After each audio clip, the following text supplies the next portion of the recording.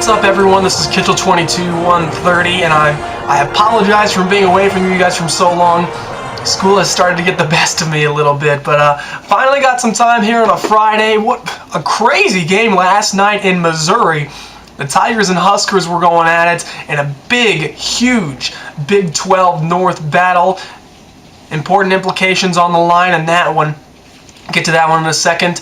Also, don't forget to follow me on Twitter, twitter.com/KITCHEL22130. And then also listen to me on Monday nights from 5 to 7 on my local sports radio show here at Purdue. It's purdue.edu/WCCR. We talk anything sports. You can always call in, voice your comments and opinions. It's a fun little show that I like to do. But let's go to Missouri.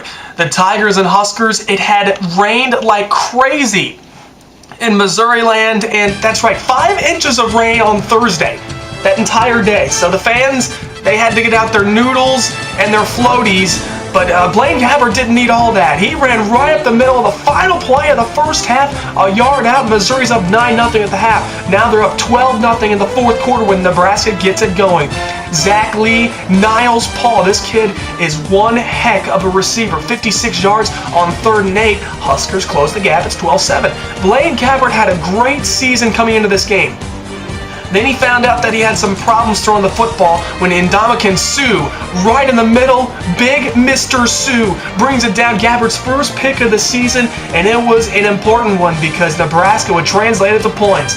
Zach Lee, you know what? It worked once. Let's try it again. To Niles Paul, 13 yards out. It's the second touchdown in a row for Paul. 13-12, Nebraska. And then the clincher.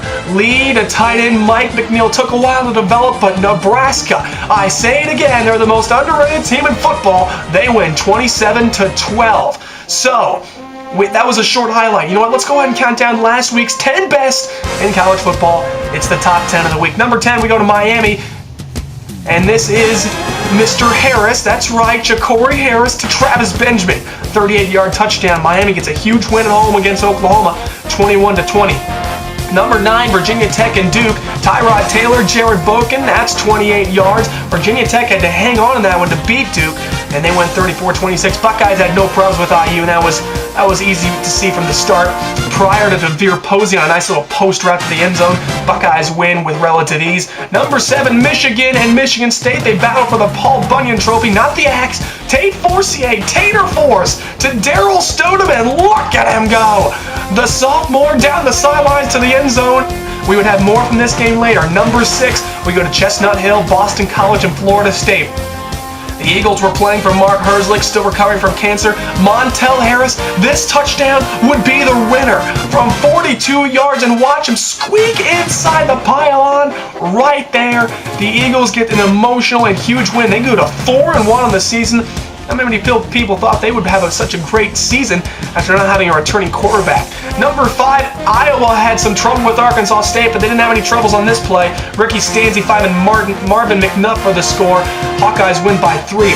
Penn State, they bounce back in a big way against Illinois. Stephon Green, they don't need Evan Royster. Go ahead and throw in Stephon Green. He'll do the job. That's a big run for a score. Penn State, they win easily over Illinois, but what has gone with the Illini? Ron Zook, what has happened? Number 3, Mark Ingram finds a seam and hits it.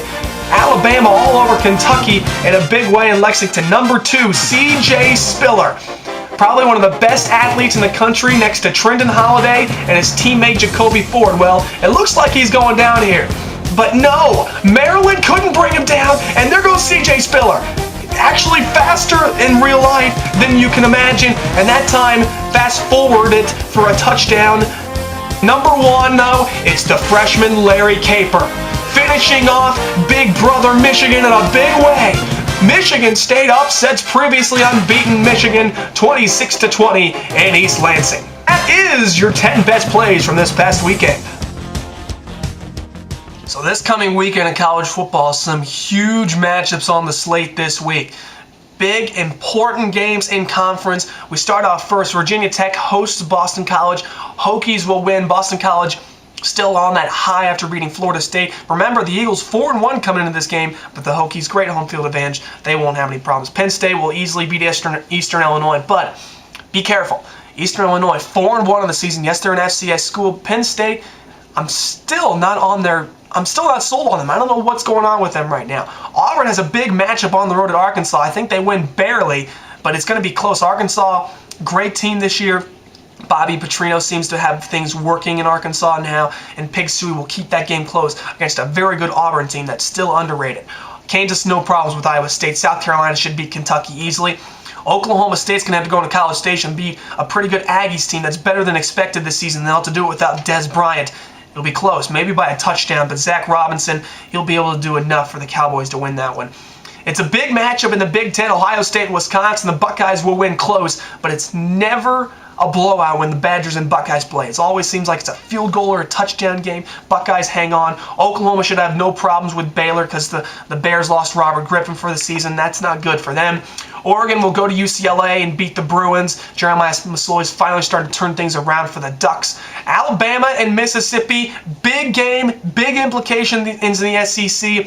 Mark Ingram, all those guys on the running game for Alabama, they'll be able to do enough, and the defense has been lights out. Rolando McClain, he's got to get some pub for one of the best linebackers in the nation. Miami, Florida might have some trouble with Florida A&M. That great punt returner for the Rattlers has had a fantastic season, but the Hurricanes, I mean, they'll be able to beat the Rattlers. Shouldn't be any problems.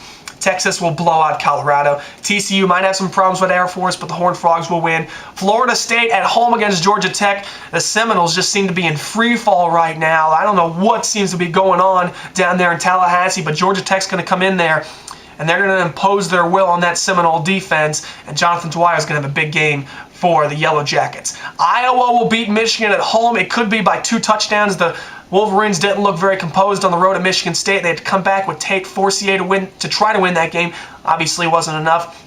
I'm going to take the Hawkeyes. My upset of the week, I like UNLV at home over BYU. The Rebels at the start of the season, a lot of people thinking they could upset some teams. They almost beat Oregon State in the 2nd or 3rd week of the season. So the Rebels upset Max Hall, Harvey Unga of BYU. And then the big one, everyone's talking about Florida and LSU. Will Tim Tebow play? Will he won't? You know what? It won't matter. I think the Gators come up with a big victory in Baton Rouge under the lights in SEC country. I think if John Brantley does play, he's a very talented quarterback. Hasn't played in a hostile atmosphere before like that, but still, the Gators, too much talent on both sides of the ball, and I think they upend the Tigers by a score. And if they have Tim Tebow, it could be ugly, but it's that atmosphere that always seems to help out LSU in a big way. So there's my picks for week 6. And coming up next week, I'm on fall break, Friday, Saturday, Sunday, Monday, Tuesday. I don't have any school, so I get to go home and enjoy some time with my family, and you guys should do the same. It's a great weekend for football. Everyone take care. Be sure to leave your comments on the bottom of the video, and let me hear what you have to say on this week's games. KITCHEL 22 130 signing off. See you guys later.